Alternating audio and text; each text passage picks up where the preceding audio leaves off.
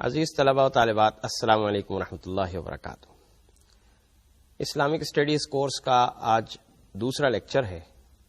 اور آج کے اس لیکچر کا عنوان ہے تقوی،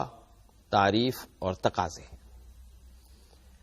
آج کے لیکچر میں جو باتیں ہم پڑھیں گے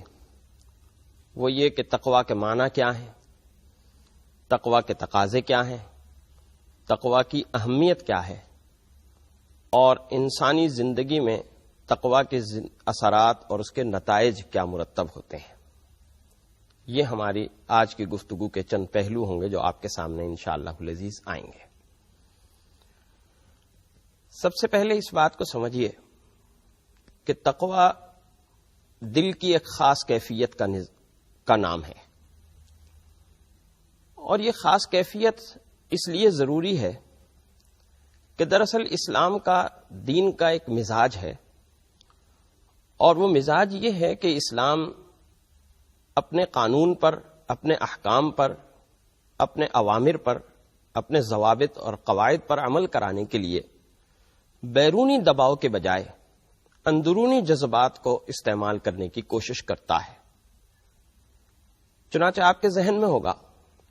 کہ ہم نے گزشتہ سبق کے اندر جب ایمان کے اوپر بات پڑھی تھی تو ایمان بھی اسی طرح کی ایک فکر زندہ کرنے کا، اسی طرح کے احساس اور جذبے کو زندہ کرنے کا نام ہے، اور خصوصاً جو ایمان کی جو شق اور ایمان کا جو اصول ہم نے آخر میں پڑھا تھا، یعنی ایمان بالآخرت یا آخرت کے اوپر عقیدہ، وہ تو خاص طور پر انسانی زندگی کے اندر ایک خاص قسم کا اطمینان، نیکی کے اوپر اطمینان اور برائی سے ایک خاص قسم کی شرم و حیا پیدا کر دیتا ہے۔ اور اسی شرم و حیا کی طرف نبی کریم صلی اللہ علیہ وسلم فرماتے ہیں کہ اذا فاتک الحیاء فاصنع ما شئت، کہ اگر تیرے اندر سے اللہ کے سامنے پیش ہونے کی حیا ختم ہو جائے پھر جو تیرا جی چاہے وہ کرتا پھر۔ گویا عقیدہ آخرت انسان کی زندگی کے اندر نیکی پر ایک ٹھہراؤ، نیکی پر ایک اطمینان اور سکون، اور برائی کے ارتکاب میں ایک خاص قسم کی رکاوٹ اور حجاب، یا یوں کہہ لیجئے کہ شرم و حیا کے جذبات پیدا کرتا ہے۔ لیکن تقوی انسان کے اندر ایسے جذبات اور احساسات کو پیدا کرتا ہے کہ انسان کسی بھلائی کے اوپر صرف ٹھہرنا اور مطمئن ہونا اس پر اکتفا نہیں کرتا، بلکہ انسان بھلائی کی طرف لپکتا ہے، اچھائی کی طرف لپکتا ہے، اس کے جذبات اور احساسات اچھائی اور خیر کی تلاش میں رہتے ہیں۔ وہ اس بات کی جستجو میں رہتا ہے، اس بات کی فکر میں رہتا ہے کہ کب مجھے کسی اچھائی کا، کسی بہتر کام کا، کسی اچھے کام کا موقع ملے اور میں اس کام کو کرنے والا ہوں۔ اور یہی جذبہ، یہی کیفیت انسان کے اندر تقوی کی وجہ سے پیدا ہوتی ہے۔ یا یوں کہہ لیجئے کہ اس انسان کے اندر برائی سے اپنے آپ کو دور رکھنے کا، یعنی صرف برائی کے ارتکاب سے شرم و حیا نہیں بلکہ برائی سے اپنے آپ کو دور رکھنے کا ایک جذبہ اور احساس بھی اسی تقوی کی بدولت پیدا ہوتا ہے۔ تقوی انسانی زندگی کے اندر کیا جذبات اور احساسات پیدا کرتا ہے، اس کی طرف ایک لطیف اشارہ حق تعالی جل شانہ نے سورۃ اللیل کے اندر فرمایا۔ سورۃ اللیل کی 2 آیات مبارکہ ذرا سامنے رکھیے، آیت نمبر 4 اور آیت نمبر 8۔ آیت نمبر 4 میں حق تعالی جل شانہ ارشاد فرماتے ہیں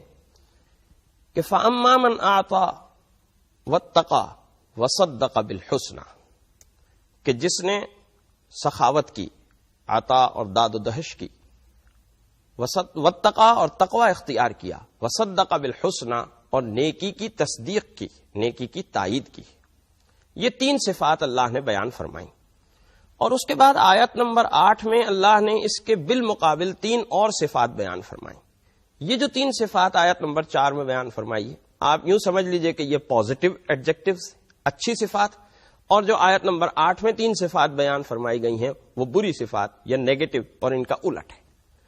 اور وہ نیگیٹو اور الٹ جو بیان فرمائیں وہ وَأَمَّا مَن بَخِلَ وَاسْتَغْنَى وَكَذَّبَ بِالْحُسْنَى، کہ جس نے بخل کیا، جس نے لاپرواہی کی، اور جس نے حق کی اور سچی بات کی تکذیب اور تردید کی۔ اب یہاں آپ غور فرمائیے کہ فَأَمَّا مَنْ آتا کے مقابلے میں بخلا اور اتقا کے مقابلے میں استغنا. اس کی طرف میں آپ کی توجہ دلانا چاہوں گا کہ گویا تقویٰ کے معنی ہے کہ انسان کے اندر احساس کا پیدا ہونا، شعور کا پیدا ہونا، حس کا پیدا ہونا. اور تقویٰ اگر نہیں ہے انسان میں تو گویا تقویٰ کا نہ ہونا گویا اس کے اندر استغنا ہے، اور استغنا کے معنی ہے لاپرواہی. یہ لاپرواہی اگر اس کے اوپر آپ غور فرمائیں تو یہ ایک ایسی صفت ہے کہ جو انسانی زندگی کے تمام پہلوؤں اور تمام گوشوں کو حاوی ہے. اگر انسان کے اندر تقویٰ نہیں ہے تو گویا اس کے اندر استغنا یعنی لاپرواہی ہے، اور جب اس کے مزاج کے اندر، اس کے قلب کے اندر لاپرواہی ہے تو اب وہ عبادت بھی کرے گا تو لاپرواہی کے ساتھ کرے گا، کسی کے ساتھ معاملات کرے گا تو وہ بھی لاپرواہی کے ساتھ کرے گا، کسی کے ساتھ معاہدہ کرے گا، عہد و پیمان کرے گا تو وہ بھی لاپرواہی کے ساتھ کرے گا. اسے اپنی عبادت کے اندر یہ فکر نہیں ہوگی کہ میں عبادت کو کس طریقے سے اس کے پورے آداب اور پورے حسن کے ساتھ سر انجام دوں کہ وہ اللہ کو پسند آ جائے. اسے اپنے معاملات کے اندر بھی یہ فکر نہیں ہوگی کہ میں معاملات کو اچھے طریقے سے چلانے والا ہوں. اسے عہد و پیمان کرتے وقت بھی یہ فکر نہیں ہوگی کہ میں یہ عہد و پیمان پتہ نہیں پورا کر سکوں گا یا نہیں کر سکوں گا، اور اگر وہ نہیں پورا کر سکے گا تو اسے اس بات کے اوپر بھی کوئی غم اور کوئی افسوس نہیں ہوگا. یہ ساری کی ساری لاپرواہی کے نتائج ہیں. انسان اپنی زندگی کے اندر اس بات کو محسوس کرتا ہے کہ ایک لاپرواہ انسان ہر معاملے میں لاپرواہ ہوا کرتا ہے. وہ اگر سڑک پہ چل رہا ہے تو سڑک پہ چلتے ہوئے اسے اس بات کی پرواہ نہیں ہے کہ اس کی کسی حرکت سے کسی دوسرے کو کوئی تکلیف تو نہیں پہنچ رہی. وہ اگر گاڑی میں جا رہا ہے یا وہ پیدل جا رہا ہے تو وہ کوئی نہ کوئی ایسی حرکت کرے گا کہ جس سے دوسرے کو ذہنی طور پر کسی اذیت اور تکلیف کا سامنا ہوگا. اس لیے اس کا مطلب یہ ہوا کہ تقویٰ انسان کے اندر ایسے جذبات اور احساسات پیدا کر دیتا ہے کہ جن جذبات اور احساسات کی وجہ سے انسان کے اندر ایک ایسا شعور زندہ ہو جاتا ہے کہ اس شعور کی وجہ سے اس کے اندر ایک ایسی حس جاگ جاتی ہے کہ اب وہ عبادات بھی اپنے پورے احساس کے ساتھ سر انجام دے رہا ہے، اپنے پورے شعوری کیفیات کے ساتھ سر انجام دے رہا ہے. معاملات بھی کر رہا ہے تو پوری شعوری کیفیت کے ساتھ اور پورے احساس کے ساتھ کر رہا ہے. کہیں جا رہا ہے، کہیں سے آ رہا ہے، کسی سے وعدہ کر رہا ہے، عہد و پیمان کر رہا ہے. ان ساری باتوں کے اندر ایک شعور اور ایک احساس اس کے ہر وقت ساتھ ساتھ ہے کہ مجھے اس بات کی پاسداری کرنی ہے. جب ہم نے تقویٰ کو سمجھ لیا کہ تقویٰ ایک خاص قسم کے جذبے اور کیفیت کا نام ہے، تو اب یہ بھی سمجھنا ضروری ہے کہ تقویٰ انسان کے اندر کتنا ہونا چاہیے، اس کی مقدار کیا ہونی چاہیے. چنانچہ اس کے متعلق حق تعالی جل شانہ سورہ آل عمران کے اندر آیت نمبر 102 میں ایک بات ارشاد فرماتے ہیں،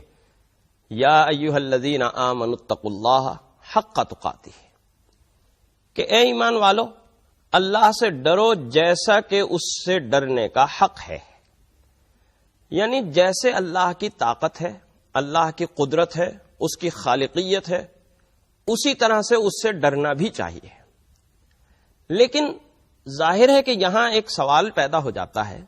اور وہ سوال یہ پیدا ہو جاتا ہے کہ صاحب اللہ کی قدرت، اس کی خالقیت، اس کی صفات، اس کے کمالات تو لامحدود ہیں، ان کی کوئی حد اور کوئی انتہا نہیں ہے. جبکہ انسان کا ہر کام محدود ہے، انسان کا کوئی بھی کام بے حد اور بے انتہا نہیں ہو سکتا. تو اللہ کی ان لامحدود اور بے حد و انتہا صفات کے مقابلے میں وہ بے حد و انتہا تقویٰ کا مظاہرہ کیسے کر سکتا ہے؟ اس کو حق تعالی جل شانہ نے ایک مقام پر ارشاد فرمایا اور ہمارے لیے ایک رہنمائی فرما دی. سورۃ التغابن ہے، اور سورۃ التغابن کی آیت نمبر 16 ہے، جس میں ارشاد فرمایا فاتقوا اللہ ما استطعتم، کہ جتنی طاقت ہے تمہارے اندر، جس قدر بھی ہو سکے، جتنی بھی تمہارے اندر صلاحیت ہے، اپنی تمام تر صلاحیت کے زور پر، اپنی تمام تر طاقت اور قوت اور اپنے تمام تر احساس اور شعور کے زور پر تمہیں اللہ کا تقویٰ اور اللہ کا خوف اختیار کرنا چاہیے. اب جب ہم یہ بات سمجھ گئے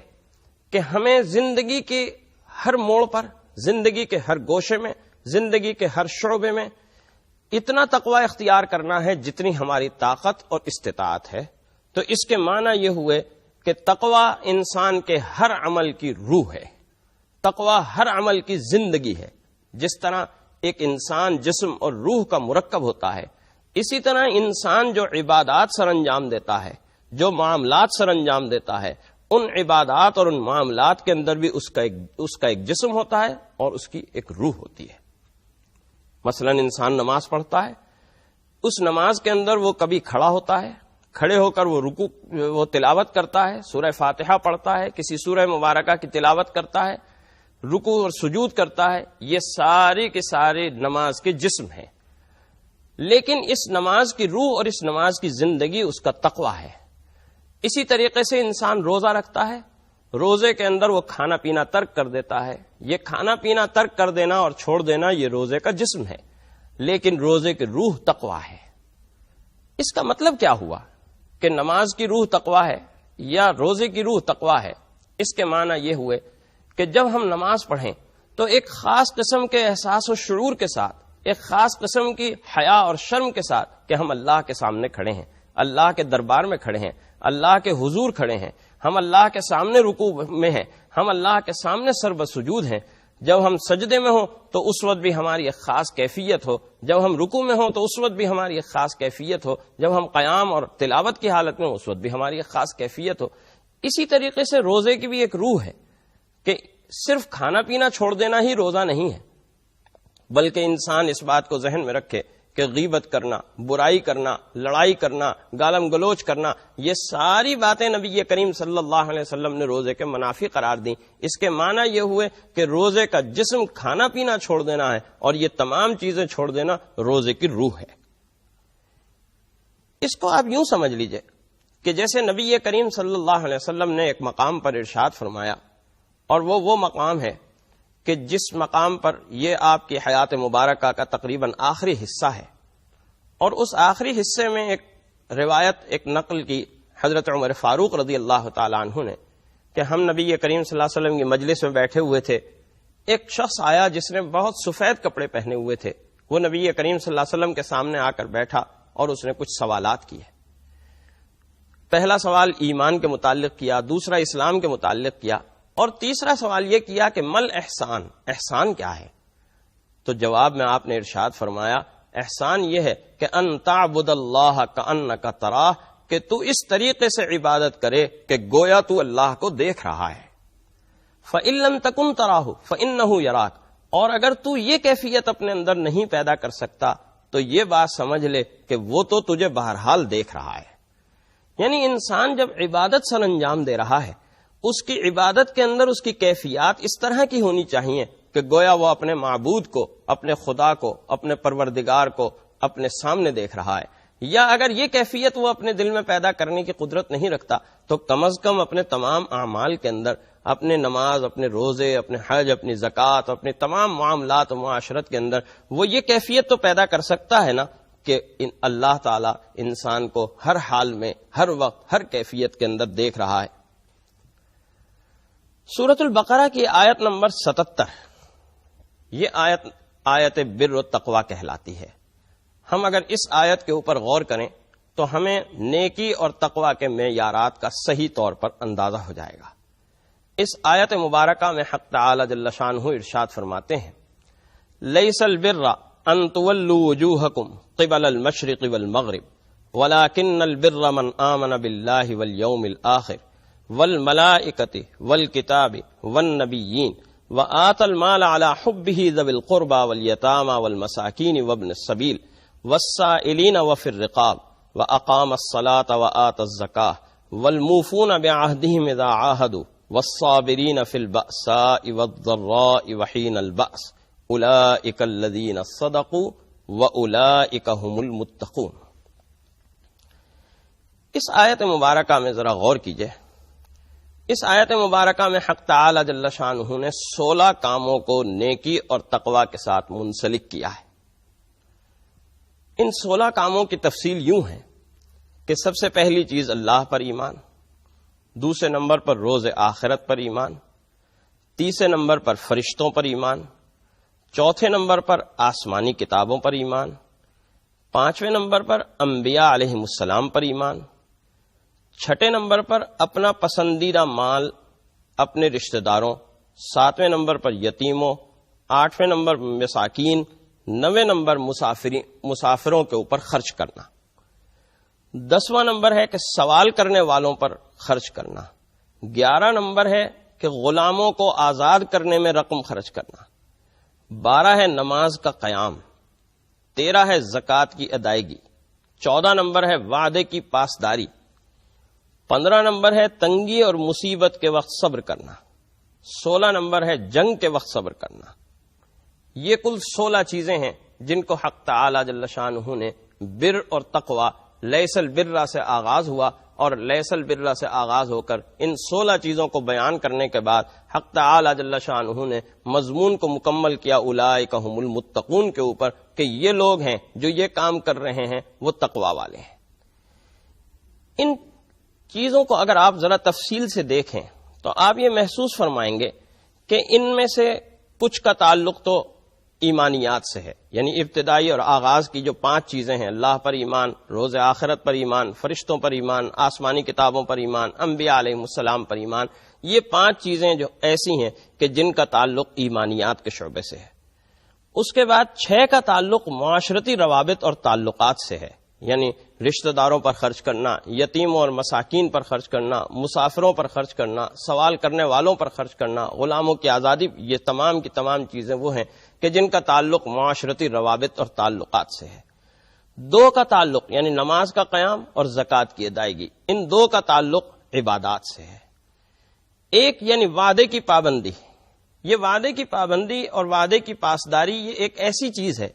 کہ جس کو ہم مشترک طور پر سمجھ سکتے ہیں کہ اس کا تعلق انسان کی روحانی اور عبادت کی زندگی سے بھی ہے اور انسان کی عام معاشرتی اور معاملات کی زندگی سے بھی ہے.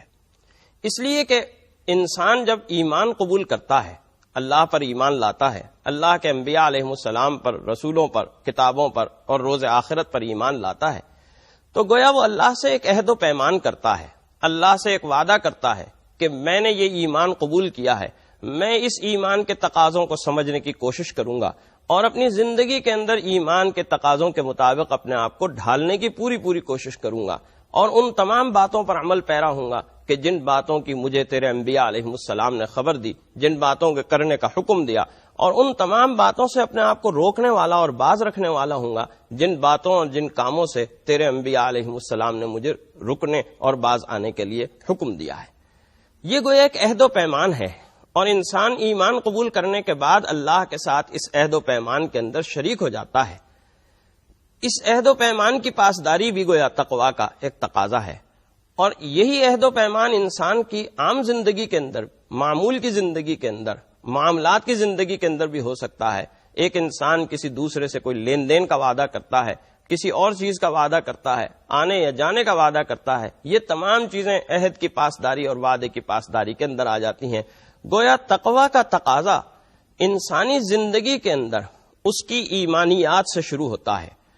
تقویٰ کی کیفیات اور تقویٰ کے جذبات اور احساسات اس کے ایمانیات کے اندر بھی داخل ہیں. تقویٰ کے جذبات اور احساسات انسان کی عبادات کے اندر بھی داخل ہیں، اور تقویٰ کے یہ جذبات اور احساس انسان کی معاملاتی اور معاشرتی زندگی کے اندر بھی شامل ہیں. اسی طریقے سے ایک اور چیز جو یہاں ارشاد فرمائی، اس کا تعلق انسان کی انفرادی زندگی سے ہے، اور وہ کیا ارشاد فرمائی کہ انسان تنگی اور مصیبت دونوں کے وقت صبر کا مظاہرہ کرنے والا ہو.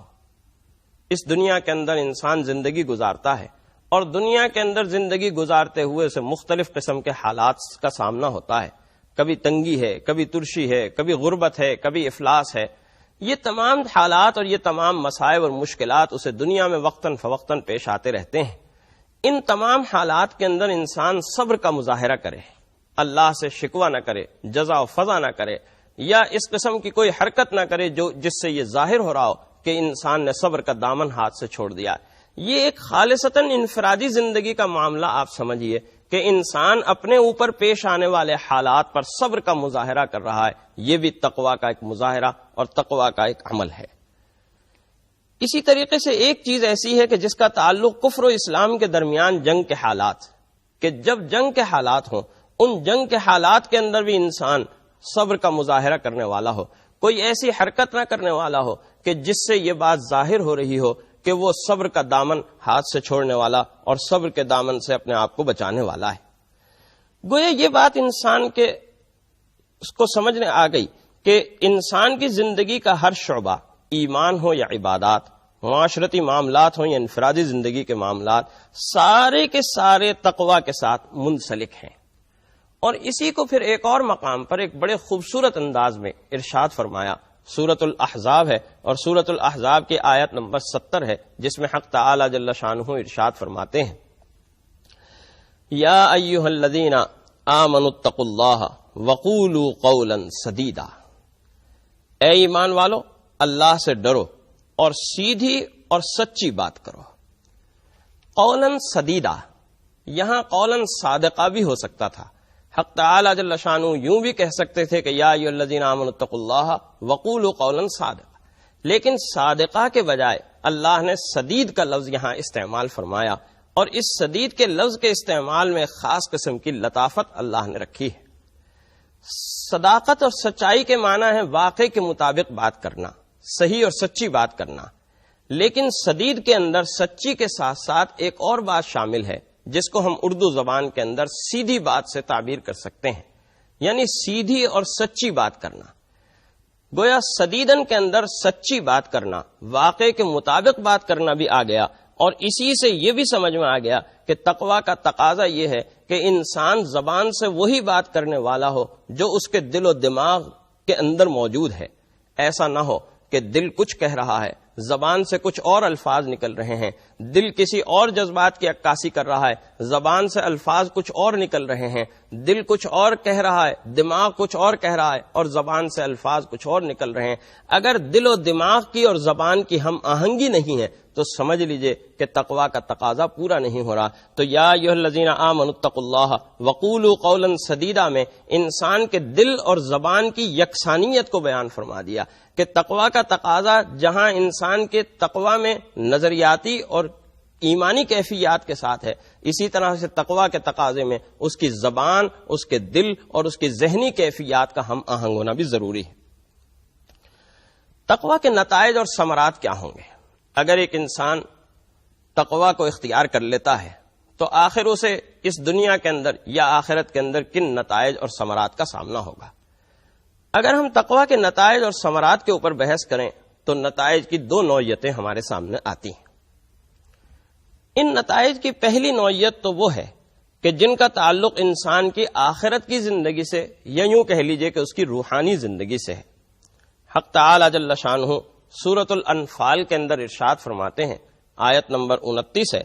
ان تتقوا اللہ یجعل لکم فرقانا ویکفر عنکم سیئاتکم ویغفر لکم واللہ ذو الفضل العظیم. اگر تم اللہ کا تقوی اختیار کرو گے، یجعل لکم فرقانا، سب سے پہلا نتیجہ اور سب سے پہلا جو ثمرہ حاصل ہوگا وہ یہ کہ خیر اور شر میں امتیاز کرنے کی صلاحیت پیدا ہو جائے گی. انسان کے اندر اگر یہ صلاحیت پیدا ہو جائے کہ اسے خیر اور شر کی پہچان حاصل ہو جائے، اسے اس بات کا اندازہ ہو جائے اور اس بات کی معرفت حاصل ہو جائے کہ خیر کیا ہے اور شر کیا ہے، اچھائی کیا ہے اور برائی کیا ہے،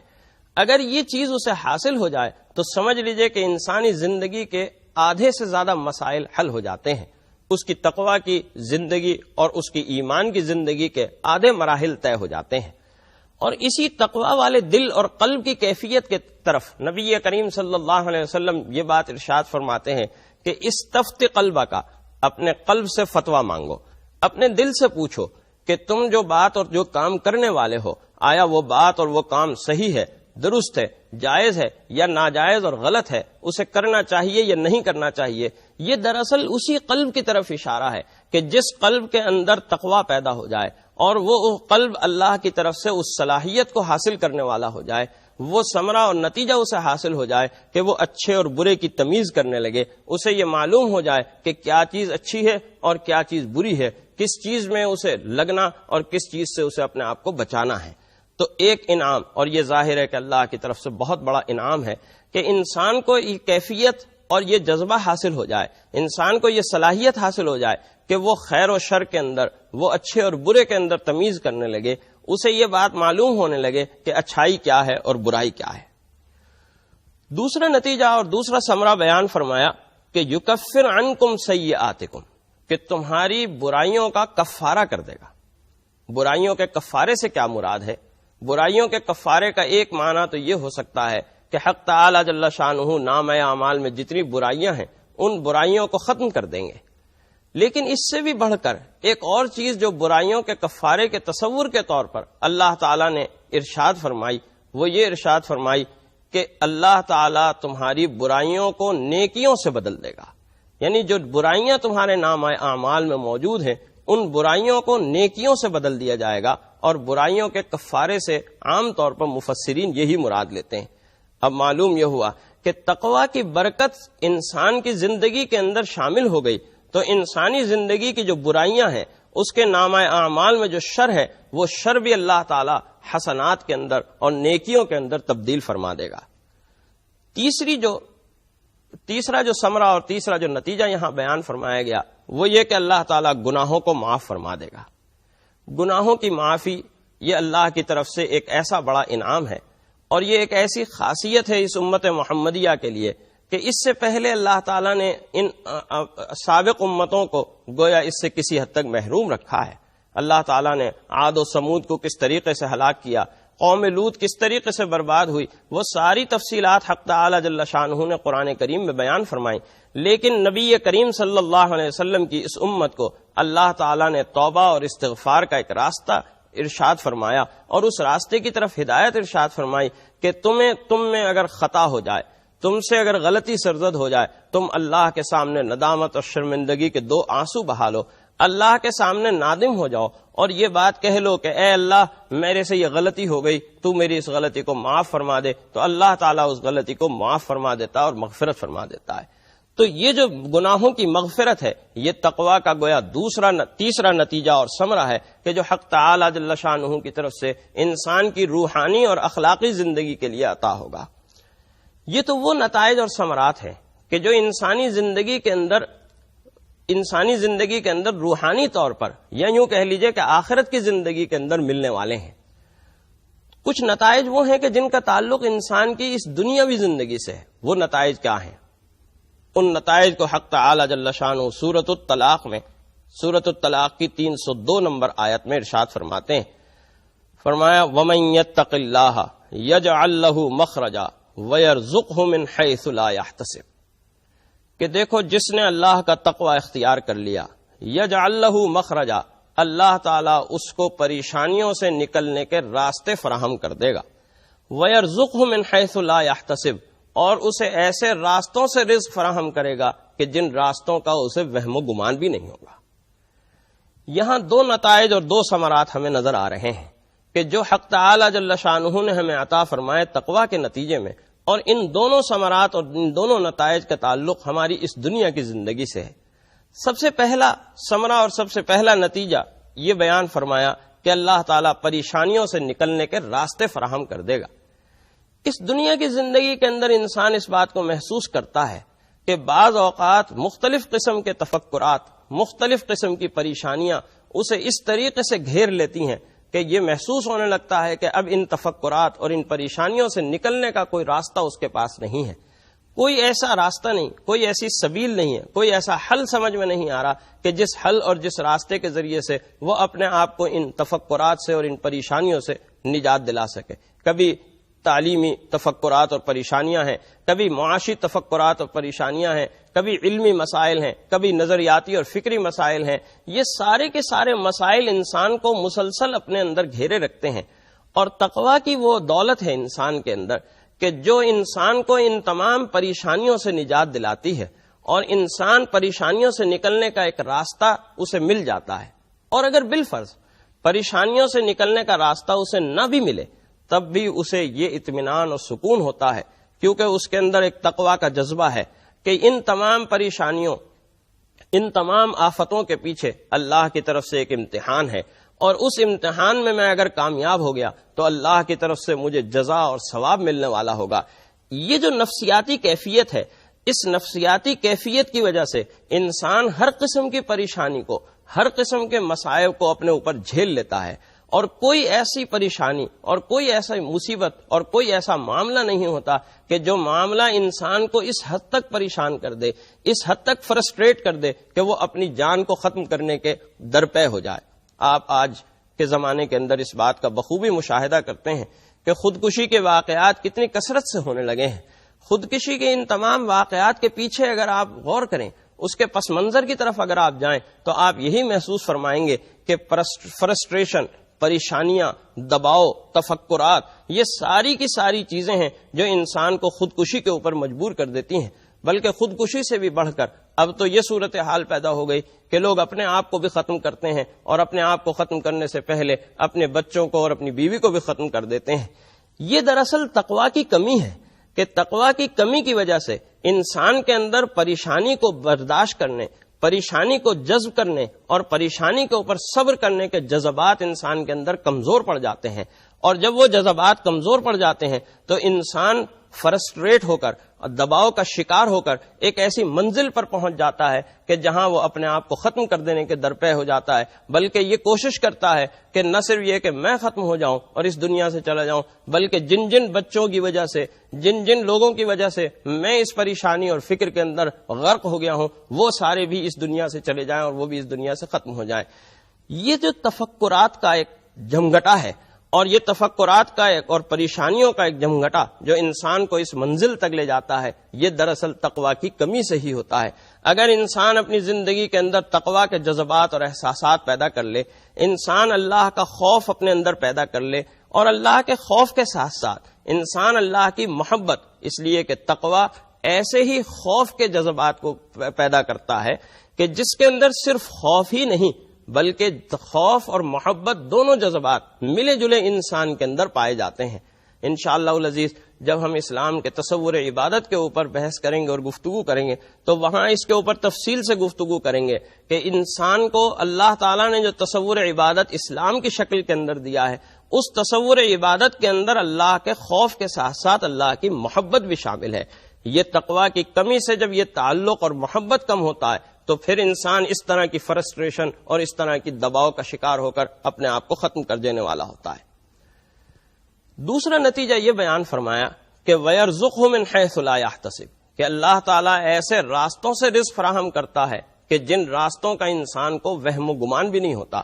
وہ کسی زندگی کے کسی گوشے اور کسی لمحے کے اندر یہ سوچ بھی نہیں سکتا تھا کہ مجھے اس راستے سے بھی رزق فراہم ہو سکتا ہے۔ اللہ تعالیٰ انسان کو کس کس طریقے سے، کن کن راستوں سے رزق فراہم کرتا ہے، یہ انسان بعض اوقات اپنے تصور میں بھی نہیں لا سکتا۔ بلکہ رزق کی فراہمی تو اللہ کی طرف سے اس طریقے سے ہے کہ انسان تو خیر اشرف المخلوقات ہے، اللہ کی اعلیٰ ترین مخلوق ہے، اللہ کا خلیفہ ہے اس دنیا اور اس کائنات اور اس نظام ارضی کے اندر۔ اللہ تعالیٰ تو کیڑوں مکوڑوں کو کس طریقے سے رزق فراہم کرتا ہے، حشرات الارض کو کس طریقے سے رزق فراہم کرتا ہے۔ یہ ساری باتیں اس وجہ سے ہیں کہ یہ حشرات الارض اللہ سے ڈرتے ہیں۔ ان حشرات الارض میں اللہ کا تقوی اور اللہ سے ایک تعلق ہے۔ انسان بھی اگر اپنے اندر اللہ سے تعلق اور اللہ کی محبت، اللہ کا خوف اپنے اندر پیدا کر لے تو اللہ تعالیٰ رزق کے دروازے کھولتا چلا جاتا ہے، اور ان راستوں سے اسے رزق فراہم ہوتا ہے کہ جن جن راستوں سے اسے رزق فراہم ہونے کی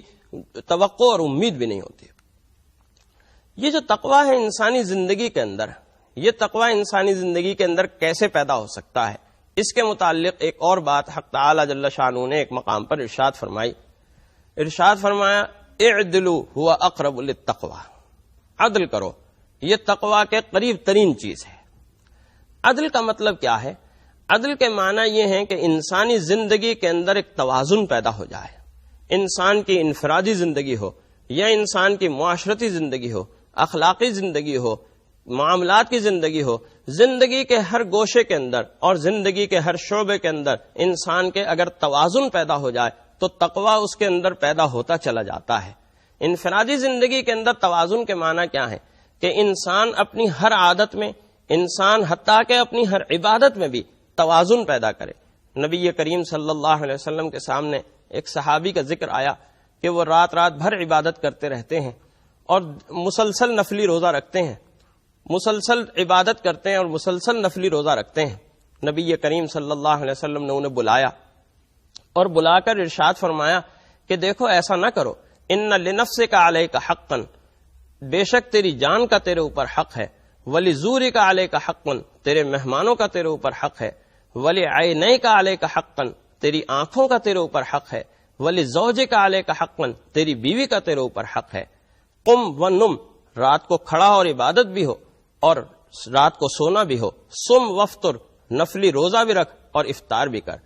گویا اس طریقے سے نبی کریم صلی اللہ علیہ وسلم نے ایک ایسے شخص کو کہ جس نے عبادات کے اندر غیر متوازن طریقہ اختیار کیا تھا، حالانکہ اچھے کام میں کیا تھا، عبادت میں کیا تھا، نماز اور روزے میں کیا تھا، لیکن اس کو بھی بنا فرمایا کہ زندگی کے اندر عدم توازن خیر اور بھلائی کے اندر اور عبادت کے اندر بھی اچھا نہیں ہے، اس لیے کہ زندگی کا یہ عدم توازن انسان کو تقویٰ سے دور کر دینے والا ہوتا ہے۔ تقویٰ سے جو بات قریب کر دینے والی ہوتی ہے وہ زندگی کے اندر عدل اور توازن کا قیام ہوتا ہے۔ اسی طریقے سے انسان اپنے معاملات کو دیکھے، انسان اپنے معاملات و معاشرت کو دیکھے، لین دین کے معاملات کو دیکھے، میل جول اور ملاقات کے معاملات کو دیکھے کہ ان کے اندر بھی ایک خاص قسم کا توازن ہونا چاہیے۔ نہ تو یہ کہ انسان اس طرح سے دنیا کے اندر گھل مل جائے، اس طرح سے لوگوں کا ملاقاتی اور شیدائی ہو جائے کہ اللہ کو، اللہ کے احکام کو، اللہ کے رسول کی ہدایات اور تعلیمات کو بالکل فراموش کر بیٹھے اور بھلا بیٹھے، اور نہ ہی یہ کہ بالکل گوشہ نشین ہو کر بیٹھ جائے کہ نہ کسی سے ملاقات کرے، نہ کسی سے گفتگو کرے، نہ کسی سے بات چیت کرے۔ یہ بھی عدم توازن کی ایک دلیل ہے۔ تو توازن زندگی کے اندر، عبادات کے اندر بھی ضروری ہے، معاملات اور معاشرت کے اندر بھی ضروری ہے۔ اسی طریقے سے توازن انسان کی زندگی کے اندر جب وہ کسی عدالت کے اندر بیٹھا ہوا ہے، قاضی کے منصب کے اوپر فائز ہے، یا ویسے ہی کسی کا ثالث بنا دیا گیا ہے، یا کسی بھی انصاف کی کرسی کے اوپر بیٹھا ہے، وہاں بھی عدل و انصاف کا قیام اسے تقویٰ کے قریب لے جائے گا۔ گویا اس کا مطلب یہ ہوا کہ جتنا عدل کم ہوگا اتنا ہی، اور عدل کی جو ضد ہے یا عدل کا جو مقابل اور اس کا اپوزٹ ہے وہ ظلم ہے۔ گویا ظلم جتنا بڑھتا چلا جائے گا اتنا ہی تقویٰ کم ہوتا چلا جائے گا، اور جتنا عدل بڑھتا چلا جائے گا اتنا ہی تقویٰ بھی آگے کو بڑھتا چلا جائے گا۔ تو گویا تقویٰ کے قیام کے لیے اور تقویٰ کو آگے بڑھانے کے لیے اور تقویٰ کو ترقی دینے کے لیے انسان اپنی انفرادی زندگی کے اندر بھی، اپنی عبادات کے اندر بھی، اپنی معاشرت کے اندر، اپنی اخلاقیات کے اندر، اپنے معاملات اور روابط کے اندر، ان تمام چیزوں کے اندر انسان عدل پیدا کر لے تو تقویٰ جو ہے وہ خود بخود اس کی زندگی کے اندر پیدا ہوتا چلا جائے گا۔ اس ساری بحث سے ہم جس نتیجے کے اوپر پہنچے ہیں وہ نتیجہ کیا ہے؟ وہ نتیجہ یہ ہے کہ انسان اپنی زندگی کے اندر اس بات کو سمجھے اور اس بات کو پیدا کرنے کی کوشش کرے کہ تقویٰ ایک خاص قسم کے احساس کا نام ہے، تقویٰ ایک خاص قسم کے شعور کے زندہ ہونے کا نام ہے، اور وہ شعور انسان کے اندر زندہ ہو جائے تو اسے عبادات کے اندر بھی لطف محسوس ہونے لگے گا۔ وہ شعور انسان کے اندر اگر زندہ ہو جائے تو اس کے معاملات میں بھی توازن آ جائے گا، اس کے معاملات کے اندر بھی ایک خاص قسم کی استقامت اور اس خاص قسم کا جو ہے وہ ثابت قدمی آ جائے گی، اور اسی تقویٰ کی وجہ سے انسان کے مزاج کے اندر بھی ایک خاص قسم کا توازن آ جاتا ہے۔ انسان کے مزاج کے جو اتار چڑھاؤ ہے اس اتار چڑھاؤ کے اندر ایک خاص قسم کا کنٹرول آ جاتا ہے، نہ وہ انسان کبھی غصے سے بے قابو ہوتا ہے، نہ وہ انسان کبھی خوشی سے بے قابو ہوتا ہے۔ حق تعالی جل شانہ کے ہاں اس کا اعزاز و اکرام اسی تقویٰ کے نتیجے کے اندر بڑھتا چلا جاتا ہے، اور یہی بات حق تعالی جل شانہ ارشاد فرماتے ہیں، ان اکرمکم عند اللہ اتقاکم، کہ تم میں سب سے زیادہ معزز وہ ہے جو تم میں سب سے زیادہ متقی ہے۔ گویا جس کا تقویٰ جتنا زیادہ ہے اتنا ہی اعزاز اس کا اللہ کے ہاں زیادہ ہے، جس کا تقویٰ جتنا کم ہے اللہ کے ہاں اس کا اعزاز و اکرام اتنا ہی کم ہے۔ تو اگر ہم یہ چاہتے ہیں کہ ہم اللہ کی نظر میں معزز ہو جائیں، اللہ کی نظر میں مکرم ہو جائیں، اللہ تعالیٰ اپنے اعزاز و اکرام سے اور اپنی رحمتوں سے ہمیں نوازنا شروع کر دے، تو ہم اپنے اندر تقویٰ پیدا کر لیں، اور اگر ہم اپنے اندر تقویٰ پیدا کر لیں گے تو اللہ کی طرف سے اعزاز و اکرام شروع ہو جائے گا، اور اللہ کی طرف سے اعزاز و اکرام شروع ہو جائے گا تو اس کی رحمتیں ہم پر نازل ہونے لگیں گی، اس کے کرم اور اس کے فضل کا ہم جو ہے وہ مستحق ہو جائیں گے۔ اسی طریقے سے ایک اور مقام پر حق تعالی جل شانہ نے تقویٰ کو، ایک اور چیز کو تقویٰ کی بنیاد قرار دیا، اور وہ یہ چیز فرمائی کہ الذی جاء بالصدق وصدق به اولئک هم المتقون۔ دو شخصیتوں کا ذکر فرمایا، دو شخصیتوں کا ذکر فرما کر یہ فرمایا کہ ایک شخصیت تو وہ ہے کہ الذی جاء بالصدق، کہ جو سچائی کو لے کر آئی، اور دوسری شخصیت وہ ہے کہ جس نے اس سچائی کو مانا اور اس کی تصدیق کی۔